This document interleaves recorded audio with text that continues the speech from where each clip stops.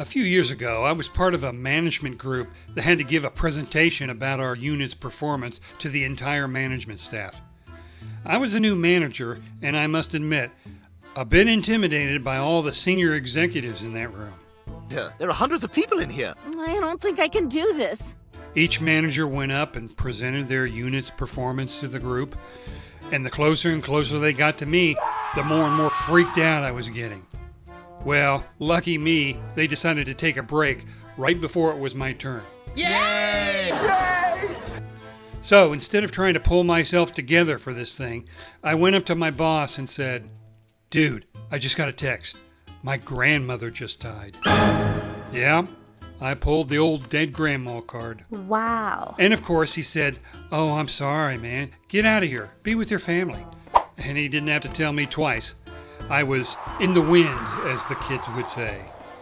And you know, that event kind of stuck with me all these years. I really have come to regret that to this day.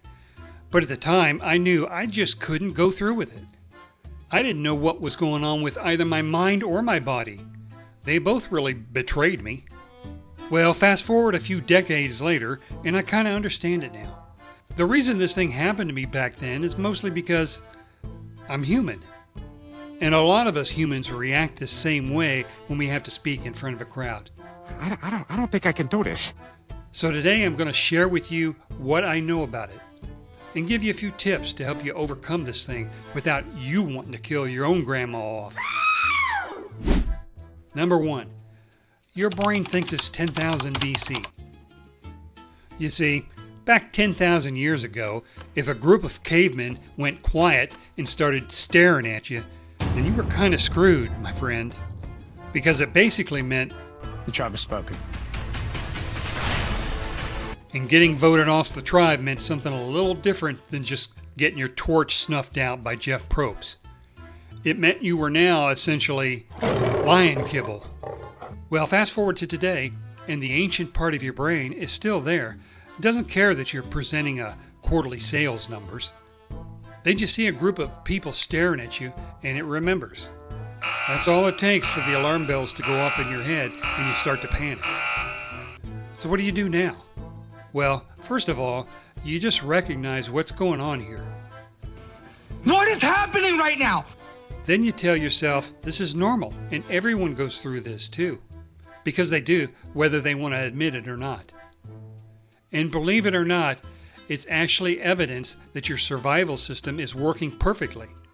It's pumping your body full of adrenaline because it's supposed to, just at the wrong time. Number 2, your brain is obsessed with social approval. Public speaking shoves you into this spotlight where it feels like your entire reputation is being decided live, on the spot, with witnesses. I don't think I can do this. For me, it was like my entire career at that company was at stake with that one speech. They call this social risk hypothesis, and it basically says your brain treats being embarrassed the same way it treats being ostracized.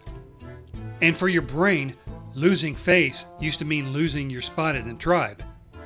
And losing your spot in the tribe brings us back to, once again, lion kibble. So here's what you do. You need to lower the stakes a bit.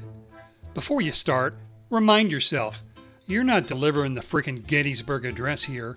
You're reviewing budget reports, or probably some other boring-ass subject. I'll be okay. I'm sure it'll be fine. Your career is not going to end if you screw this up. And almost nobody in that room is going to remember this a week from now. In fact, most of them probably aren't even paying attention to you. Probably thinking about their lunch or something. Number 3, your working memory crashes. So are you afraid you're going to get up there and your mind's just going to forget everything and freeze up? And you're just standing up there with a stupid ass look on your face in front of everybody? Well, I hate to tell you this, but that kind of thing is real. This happened to me once during one of my later presentations. I blanked out for what actually was probably about 5 seconds in real time, but to me it felt like a freaking hour. It was pretty embarrassing to me, and I remember it to this day. It's weird how you can remember all these failures like that. You see, your brain is trying to do too much. It's trying to remember your points, monitor the audience, control your voice, manage your fear, etc., etc., etc. And when it gets overloaded like that, it can then just say, Goodbye. the stress you're feeling hijacks your thinking. This is tied to something called cognitive load. More stress equals less clarity. And now you're in a pickle, trying to recover, which makes you even more aware of how awkward this feels. What just happened? Where am I? Believe me, the best thing you can do is just acknowledge it, like I did. I turned to the audience and said, well, shit, my brain just farted on me. I have no idea what I was going to say. I got a few laughs over it, which helped. Gives your brain a chance to gather itself, kind of unlock. Okay, so those are some reasons why your brain does what it does when you're speaking in front of people and what you can do about it. But there's more.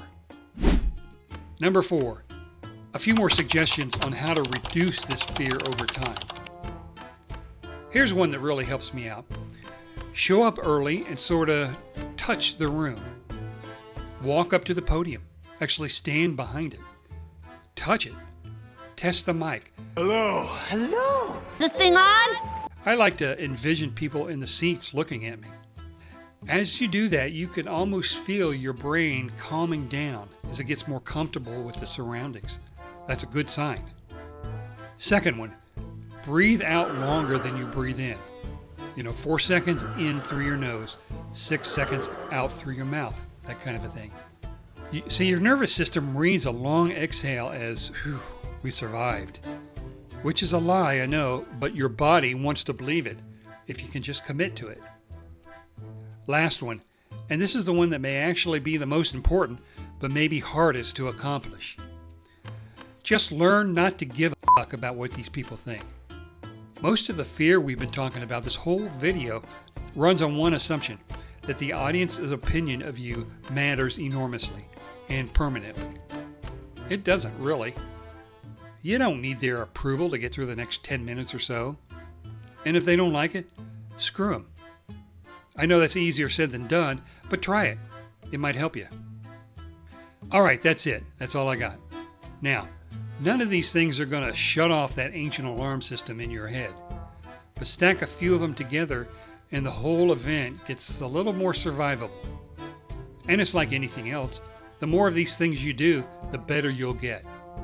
But if you have to use the dead grandma trick, just remember, you can only use it twice. Thanks for watching, guys. If you got your own public speaking horror story, drop it in the comments. Hit the like button and subscribe to the channel. And if you know someone who's dreading a big presentation, send this their way before you hear that their own grandma conveniently dies before the event.